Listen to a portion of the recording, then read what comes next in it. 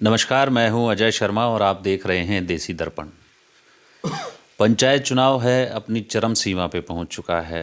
रोहतक ज़िले में इस वक्त हम बहु अकबरपुर गांव में हैं। हमने पहले भी एक खबर बनाई थी कि अगर चुनावी उत्सव देखना है, लोकतंत्र का उत्सव देखना है तो आप बहु अकबरपुर गांव में आइए। तो बहु अकबरपुर गांव में हम एक कैंडिडेट हैं, सरपंच पद के उम्मीदवार हैं राकेश भलारा जी, जो निवेदक हैं। उनकी धर्मपत्नी यहाँ से चुनाव लड़ रही हैं, श्रीमती मंजू बाला। अच्छी शिक्षित हैं, पोस्ट ग्रेजुएट हैं, बीएड किया हुआ है और सामाजिक कार्यों में काफ़ी रुचि रखती हैं। तो उन्होंने सरपंची का दावा यहाँ से बहु अकबरपुर गांव से ठोका हुआ है। आइए जान लेते हैं कि किन मुद्दों को लेकर के क्या क्या उनके विषय रहेंगे, कि गांव में किन विषयों को लेकर, किन मुद्दों को लेकर वो चुनाव मैदान में उतरी हैं। सबसे पहले मैं राकेश जी, उनके पतिदेव हैं, मैं उनसे निवेदन करूंगा कि एक बार राम राम जी। राम राम जी। राकेश जी, आपकी धर्मपत्नी हैं, चुनाव लड़ रही हैं और आप इनके लिए प्रचार कर रहे हैं, मतलब आप इनके निवेदक हैं एक तरीके से कह दें। क्या लगता है कि भाई किन चीज़ों को लेकर, किन बातों को लेकर के आप चुनाव मैदान में उतारा है पत्नी को? सर, हमारा सपना आदर्श, स्वच्छ और विकसित गांव हो अपना। उसी उद्देश्य से हमने चुनाव प्रचार आरंभ किया था। और मेरी धर्मपत्नी श्रीमती मंजू बाला अच्छी शिक्षित भी हैं और चुनाव में आने का उनका एक ही उद्देश्य था जो मेरे सामने उन्होंने रखा था कि आप सबसे पहले गांव में कंप्यूटर सेंटर, लाइब्रेरी और उच्च शिक्षा के लिए युवाओं को जो ट्यूशन वगैरह जो होते हैं तो उन सब का प्रबंध आप गांव में करेंगे। और इसी शर्त पे ये चुनाव में आई है मेरे साथ। ठीक है।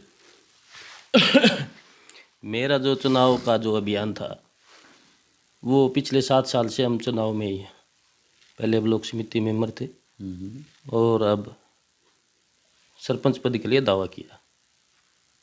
ब्लॉक समिति मेंबर रहते हुए हमने हमारे गांव में स्वच्छता के बारे में भी, एजुकेशन के मामले में भी, स्पोर्ट्स के मामले में भी कार्य किया है। पर जो मूलभूत सुविधाएं आम आदमी तक को मिलनी चाहिए थी वो हम नहीं दिला पाए। और हरियाणा सरकार ने महिला के लिए सीट आरक्षित की तो मैंने इनसे निवेदन किया कि आप ग्राम सेवा में हमारा सहयोग कीजिए। बिल्कुल, आप ब्लॉक समिति मेंबर रहे तो, और ब्लॉक समिति मेंबर होने के नाते वो चीज़ें गांव में नहीं करवा पाए जो एक सरपंच करवा सकता है। वो पीड़ा आपके मन में है और बाई चांस ये है कि महिला रिजर्वेशन यहाँ पर आ गई तो आपने अपनी धर्मपत्नी को मैदान में उतारा है। बिल्कुल। इनकी धर्मपत्नी है श्रीमती मंजू बाला जी, उनसे भी हम आपका परिचय कराते हैं। नमस्ते जी। नमस्कार जी, सभी को नमस्ते।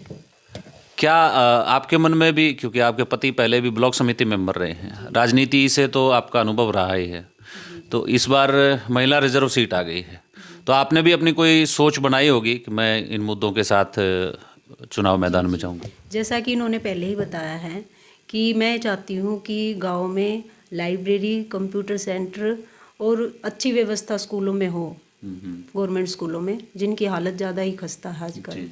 तो उसके लिए मैंने इनको पहले ही बोला है। और भी कई सारी ऐसी चीज़ें हैं लेडीज़ के लिए, जैसे शौचालय है या स्वच्छता आदि है, उनके बारे में भी जो है मैं प्रयास करूँगी। अगर मुझे गांव के लोग अगर इस आपको मौका देते हैं तो मैं इसमें पूरा प्रयास करूँगी। बाकी सब इन्होंने आपको बता ही दिया है। जी। आप महिला हैं और सरकार जो है महिलाओं के लिए, मतलब महिलाओं का एक अधिकार, जो महिलाएं कहती थी कि आधी आबादी पूरा हक, और मतलब 50% का जो हक मांग रही थी, इस बार पंचायत चुनाव में सरकार ने 50% महिलाओं को आरक्षण दिया है। क्या मानते हैं कि इससे विकास बढ़ेगा या इसमें और भी कुछ चेंजेज होने की ज़रूरत है? नहीं जी, बिल्कुल विकास बढ़ेगा इसमें। ठीक है, क्योंकि कहते हैं मतलब स्त्री और पुरुष एक ही गाड़ी के 2 पहिए हैं। जब तक मतलब स्त्री उसके साथ नहीं होगी तो विकास कैसे होगा? तो दोनों ही मिलकर ही जो है गांव के विकास के लिए प्रयासरत रहेंगे। हाँ बिल्कुल। महिला समिति जब बनेगी 50% मान लीजिए आप जीत जाते हैं, मैं तो शुभकामनाएं दूंगा।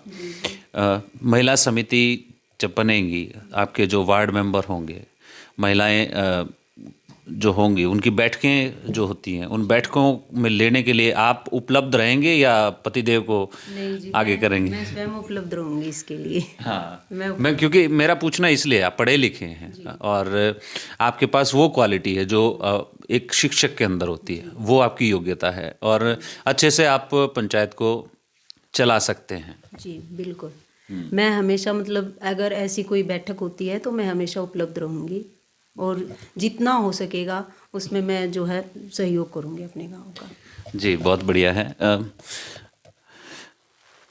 आप चुनाव में हैं मंजू जी और आपके पतिदेव पहले ब्लॉक समिति मेंबर रहे हैं, तो आपके लिए तो एक बेनिफिट है। इनकी छोटी बहन रही थी ब्लॉक समिति मेंबर, कार्य हमने किया था। अच्छा, बात, हाँ, आपकी बहन रही हैं, तो मतलब राजनीतिक अनुभव है, उसका सहयोग आपको पूरा पूरा मिलेगा। बिल्कुल जी। जब से मेरी शादी हुई है हाँ 2009 से, तो मैंने इनको देखा है कि मतलब ये शुरुआत से ही जो है समाज से कुछ ज़्यादा ही अटैच रही हैं, तो इनका अनुभव इस चीज़ में बहुत ज़्यादा है, तो मैं भी इनको सपोर्ट करती हूँ इस चीज़ के लिए। बहुत बढ़िया। आपने युवा एकता क्लब एक चला रखा है, युवाओं के लिए जो भी उनके, या चाहे खेल की बात हो या शिक्षा की बात हो, तो उसके लिए आपने एक एकता क्लब चला रखा है, क्या कहते हैं? सर, एकता युवा क्लब 7 नवंबर 2005 को पहली मीटिंग की गई थी। उसमें हमारे गांव के सैकड़ों साथी थे जो आजकल रोजगार चल रहे हैं। सभी का बढ़िया मेल मिलाप है। गांव की कोई भी समस्या होती है उसमें भी समाधान करते हैं। जैसे अभी पानी का जो भरा हुआ था, तो चाहे सरकारी दफ्तर के चक्कर काटने थे, चाहे यहाँ पे ड्रेन के जो टूटने की संभावना थी, उसके ऊपर भी युवा साथियों ने पूर्ण सहयोग किया। एकता युवा क्लब का एजेंडा ही सिर्फ इतना है कि गांव में विकास कैसे हो।